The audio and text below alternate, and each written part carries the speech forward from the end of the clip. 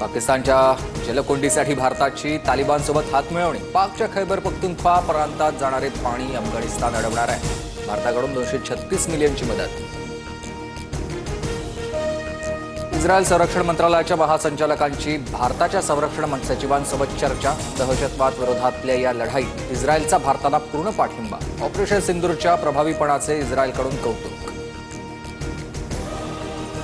गुजरात दंगली प्रकरणात तत्कालीन मुख्यमंत्री मोदी आरोपी होते। यूपीएच्या काळामध्ये पवारांमुळे मोदींची अटक टळली। नरकातला स्वर्ग या पुस्तकातून संजय राऊतांचा गौप्यस्फोट।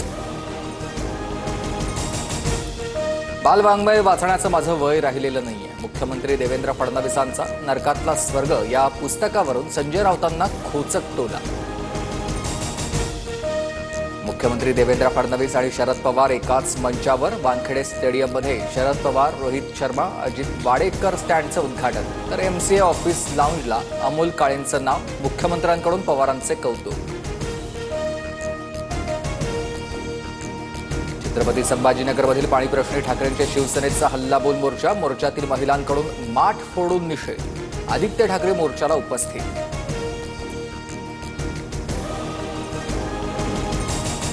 जळगाव, पुणे, अहिल्यानगर, वाशिम, रायगड, सिंधुदुर्गात जोरदार अवकाळी पावसाची हजेरी। अवकाळी वादळी वाऱ्याचा शेतकऱ्यांना मोठा फटका। पुढील 3 ते 4 दिवस पावसाचं वातावरण कायम राहणार।